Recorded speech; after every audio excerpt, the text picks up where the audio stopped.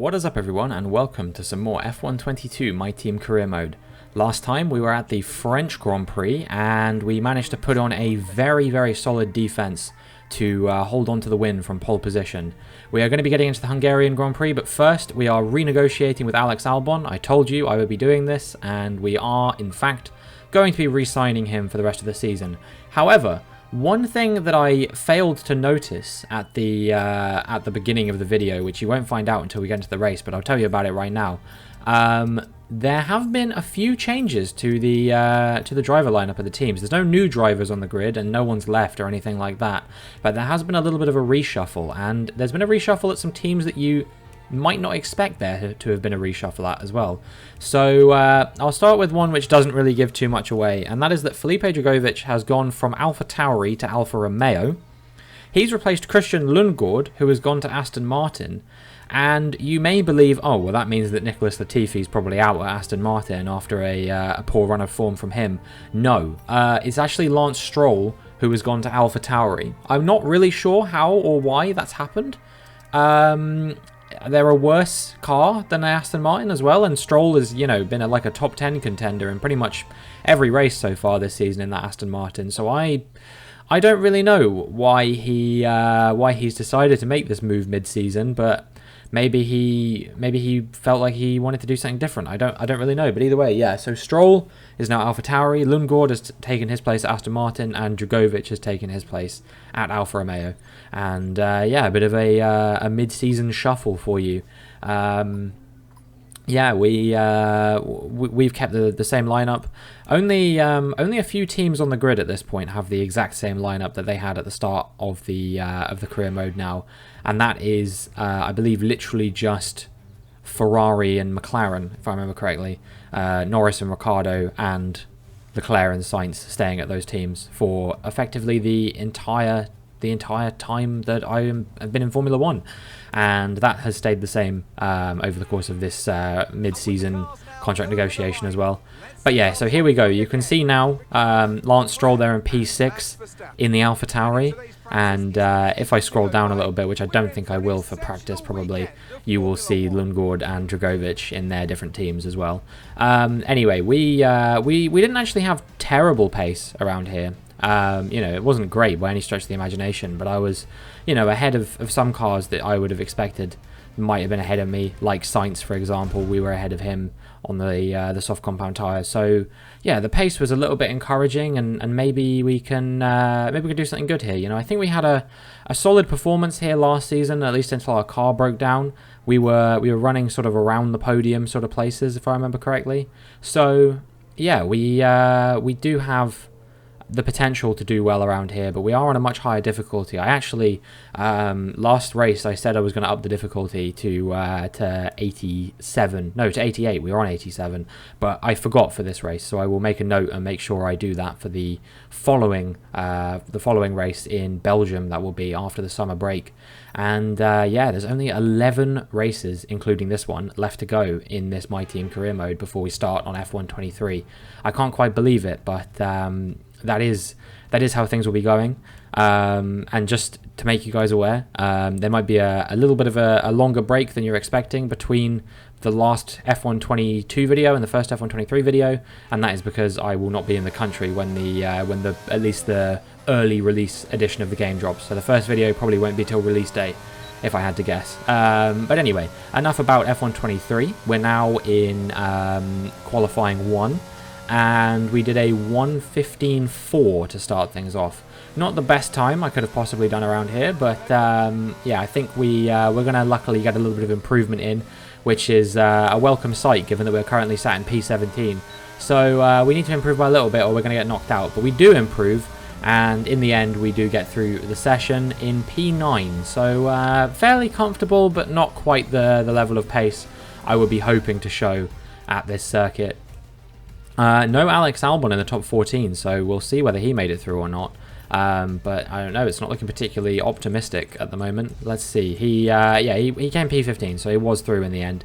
Russell eliminated in Q1. As someone who's been a race-winning contender for some of these races, that's perhaps a little bit surprising. And also Lance Stroll in his first race for AlphaTauri, eliminated, where both Lundgaard and Dragovic have made it through to Q2. So yeah, perhaps not the perhaps not what Stroll was hoping for, but maybe that's the proof, all the proof that you need that it's never been about the driver, or it's never been about the car rather, and it's about the driver.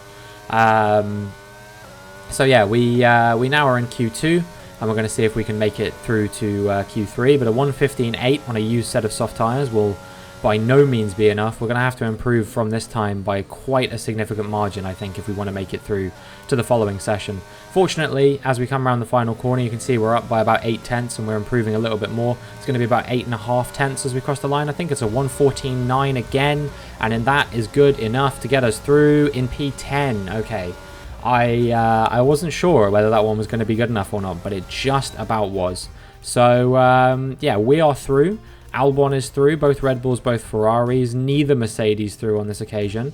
We've got the AlphaTauri of Magnussen, the McLaren of Ricciardo, but not Norris, he's been eliminated, and then Dragovic and Fittipaldi are through. So yeah, very impressive performance from those guys. Dragovic through to Q3 on his first race in the Alfa Romeo, proving the potential that we all knew that car had, but Lundgaard had never been able to capitalise on. And ironically, Lundgaard actually not doing too badly in the Aston Martin. So yeah, maybe Lundgaard just is not that guy in the Alfa Romeo. I don't know. Anyway, we go forward now into Q3. We do a 1:15.3 on a used set of soft compound tyres to kick things off, and I'm going to see if I can get a bit of improvement out of these fresh softs that we are ending the session on, to see if we can get a bit higher up the order than P9. A little bit of a disappointing position, but you can see Albon on a 1:14.5 there. It's going to be quite hard to catch those guys up ahead. I don't really know if I'm going to do it. We're about 6 tenths up at the moment, so there's going to be about a 1:14.6 or 7. Yeah, 1:14.6 as we cross the line. So we won't be ahead of Albon, but we do finish P7 in the end. Albon, an uncharacteristic P6 actually. Not quite what you would expect from him.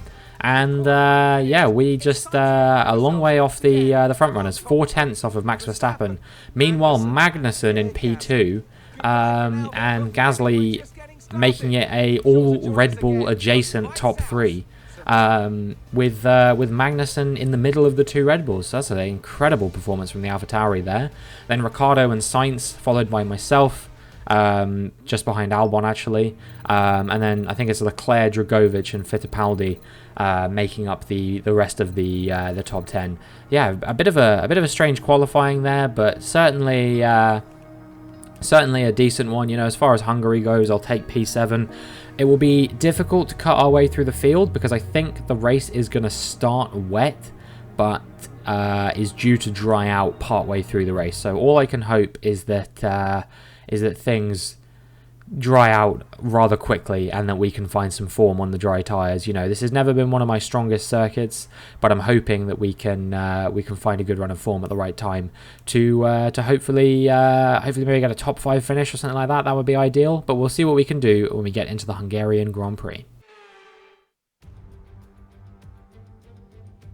It's race day in Budapest as we get ready for another round of Formula One action. We're not expecting too many retirements at this circuit. There are plenty of current and former drivers with flawless finish rates here. In particular, Ralf Schumacher, who made it across the line in all 10 of his Hungarian Grand Prix starts. The Hungaro ring, it's like Monaco without the boats, although the boats today could come in very handy. 14 corners, 6 to the left and 8 to the right, and some very tricky corners to deal with. These rainy conditions out there aren't going to help either, so it's very likely we'll see a safety car or two during today's race. Let's run you through the driver grid order for today's exciting race. World champion Max Verstappen starts from pole position, with Kevin Magnussen alongside. As we continue through the rest of the grid today, we have Gasly, Ricciardo, Carlos Sainz and Albon, Robinson, Leclerc, Dragovic, Enzo Fittipaldi, Ocon, Norris, Guan Yu Zhou and Lundgaard, Mick Schumacher, Oscar Piastri, Teo Pourchaire and Lance Stroll, Russell, Schwartzman, Tsunoda and Nicholas Latifi. It's almost time for the lights to go out, so let's head down to the track where preparations are underway. And joining me again for the race today, Natalie Pinkham. We should talk about Williams. What do you make of their performance so far this season? Well, the atmosphere within the team seems very positive at the moment. Everyone seems like they're in great spirits and having a lot of fun doing what they do. And that has definitely contributed to the performances we've seen.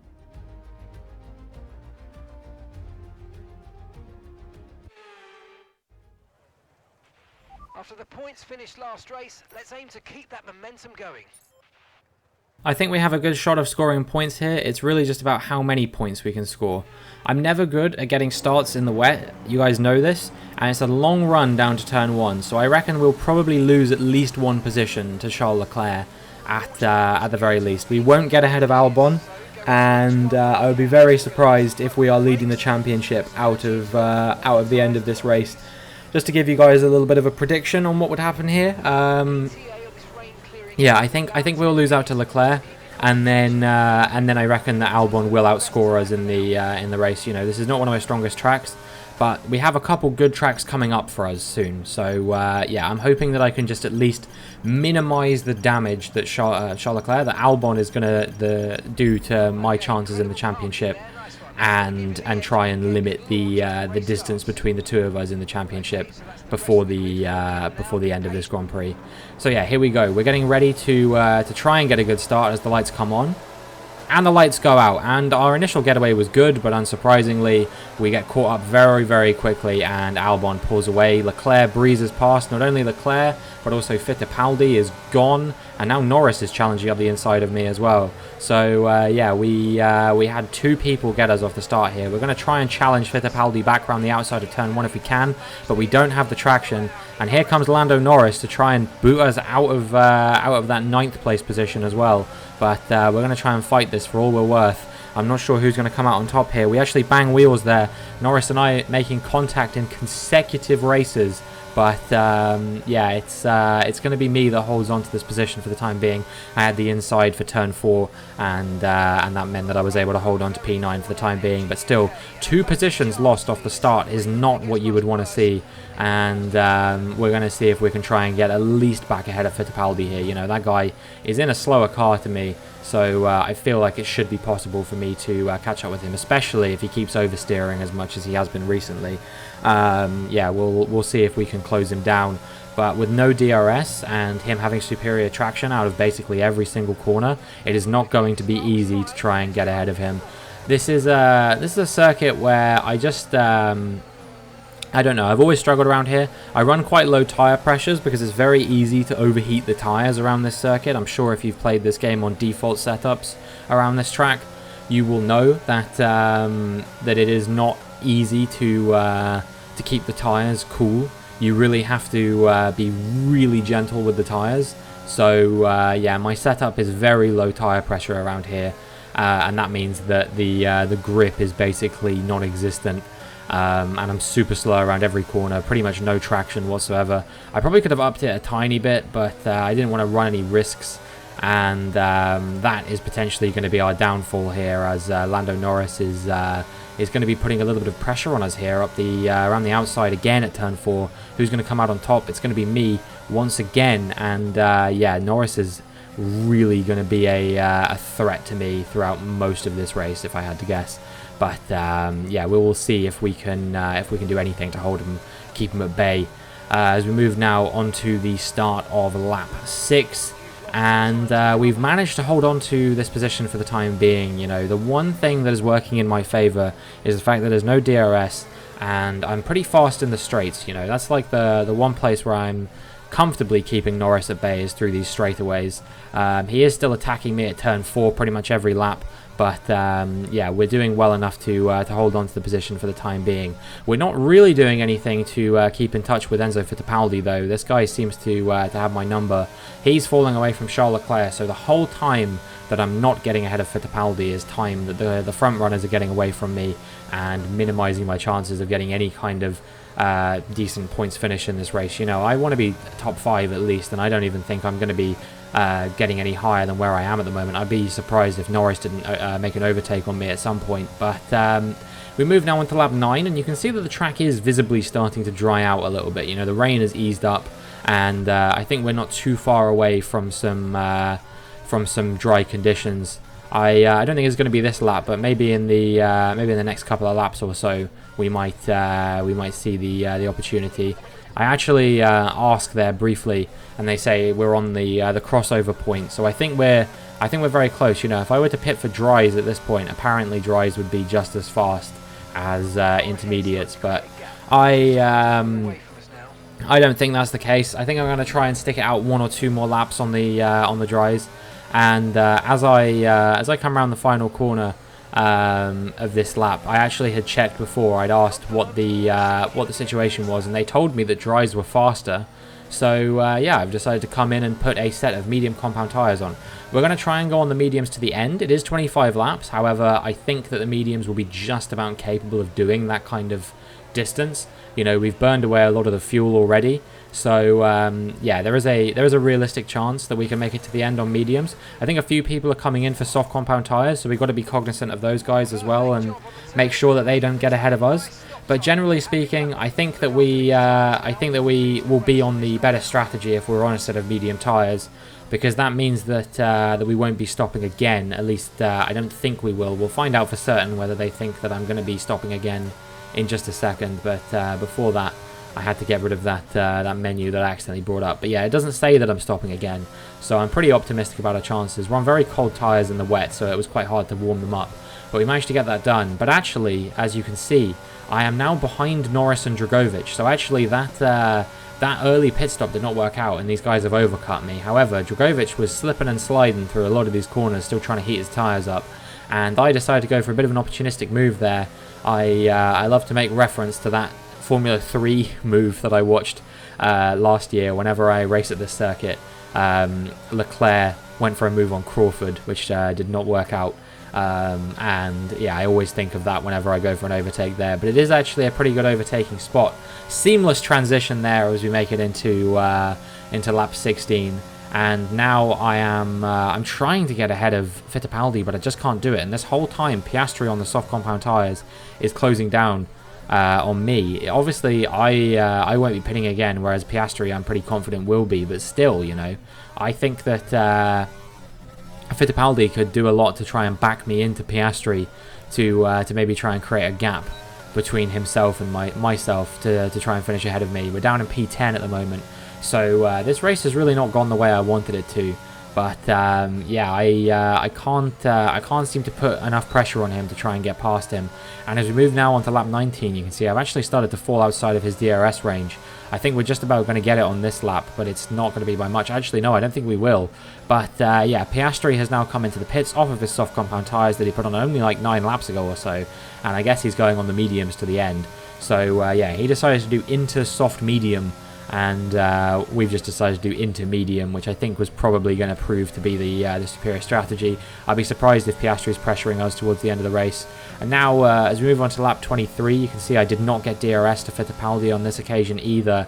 And yeah, he's starting to get away from me a little bit, I think. Showing a bit more pace than I've been showing on these medium compound tyres.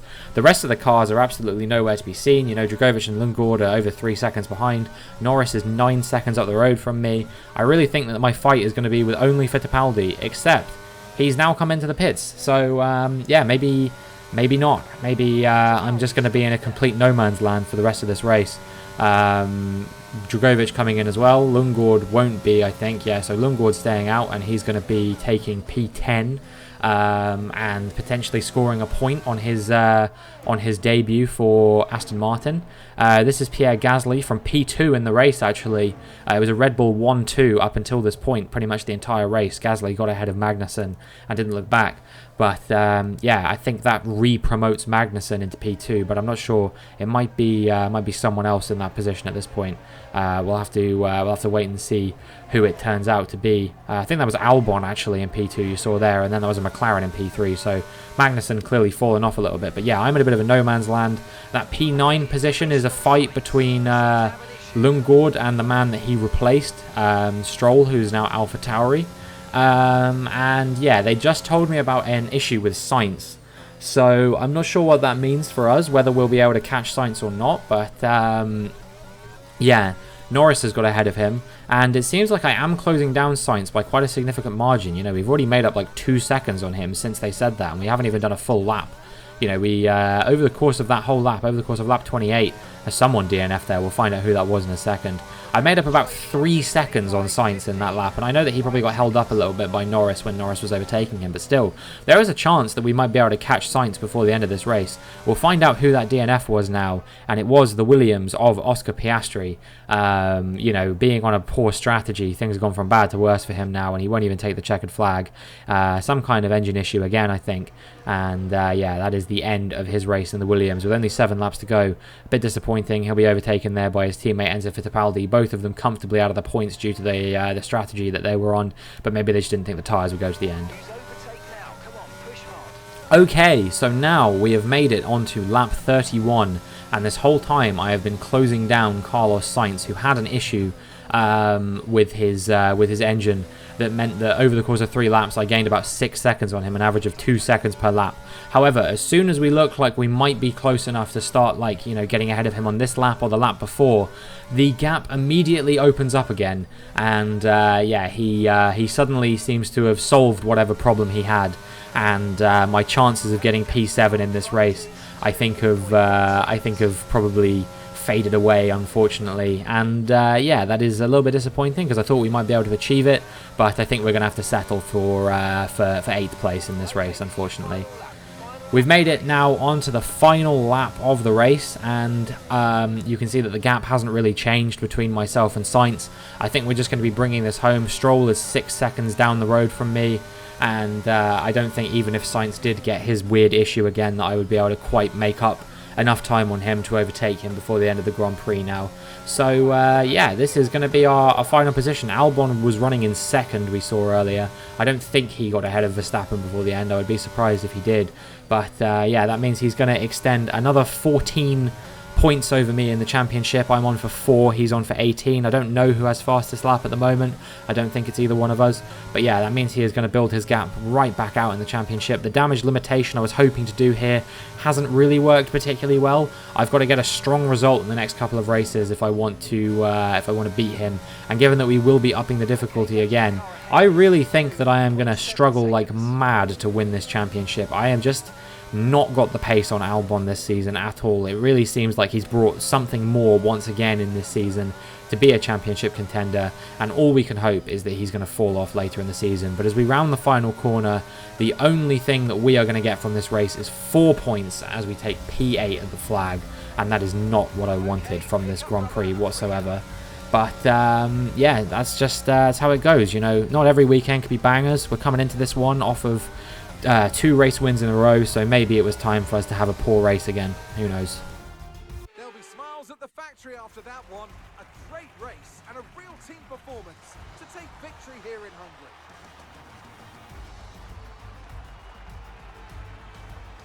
Natalie Pinkham, how do you think they were able to set themselves apart today? Well, I honestly feel it was down to the driver and car today. I mean, we could talk driver skill all day, but if you don't have a solid team to back that, you're never going to get anywhere. When you hit that sweet spot of having both an excellent driver and an incredible car, that's when you see results like those that we've witnessed today.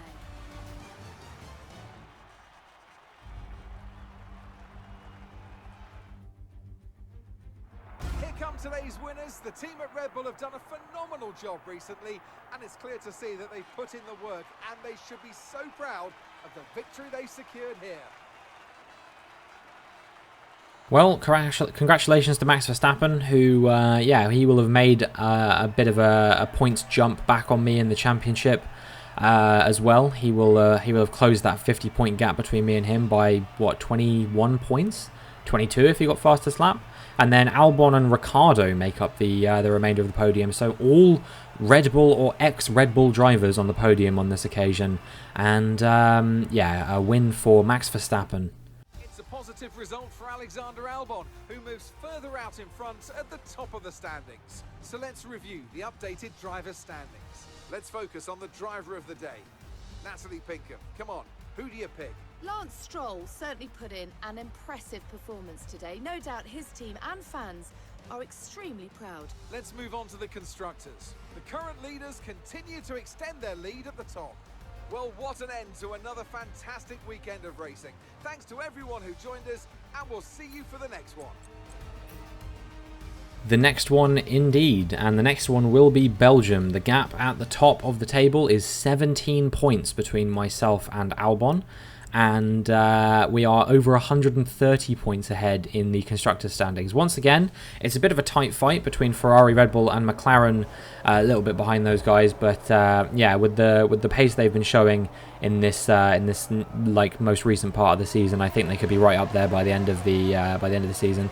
And that's kind of been the story of the Constructors' Championship for the past couple of seasons. Season 5 and Season 6 were both like that, where it was comfortably us leading the championship for the majority of the season, and then the fight for P2 between McLaren, Red Bull, and Ferrari was really tight. Mercedes just don't seem to have it, to be honest with you. You know, Russell keeps pulling out these uncharacteristically poor results every now and again. You know, for example, he didn't score any points here in Hungary. He was eliminated in Q1, despite the fact that I think he had a win earlier this season, if I remember correctly. I don't remember where, but I seem to have in the recesses of my mind that Russell, I think in Canada or something like that, got the win. Zhou Guanyu, he needs to go, dude. He needs to go. I don't know how to say it any more succinctly than that, but Zhou Guanyu has somehow managed to avoid scrutiny despite being at Mercedes for 4 seasons at this point, which is just insane. No one else could have put in that level of poor performance at Mercedes and done any more than 2 seasons. I would be surprised if he even got more than a season with the level that he's been putting on. You know, so they really need to sign someone stronger, someone like Tsunoda, maybe even Ocon. They should have maybe got Gasly when they had the chance. You know, there's so many options that they have on the grid. Even some of the rookies like Porsche, Piastri, Dragovic, those guys have been looking pretty good. You know, not all of them have been looking amazing. Schwartzman has not been that remarkable in the Haas. Lundgaard generally not been showcasing the kind of pace you would want from him.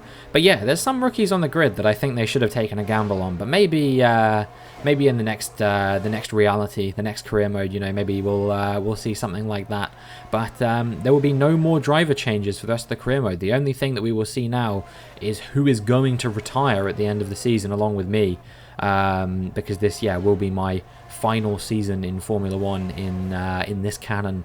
And I'm trying to make it a good one, but I really think that I might just be only a 3-time world champion. I say only like it's some bad thing or anything like that. You know, 3 times in a row is still mighty impressive, but I really wanted to go out with a bang, and it doesn't seem like it's going to happen at the moment.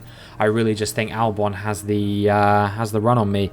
I think he's going to need a string of poor results. I think it's out of our hands. You know, I think luck and fate is going to play a critical role in whether we win the championship or not. The constructors seems pretty wrapped up, but the drivers, I think we're going to be out of if Albon keeps showing this level of consistency.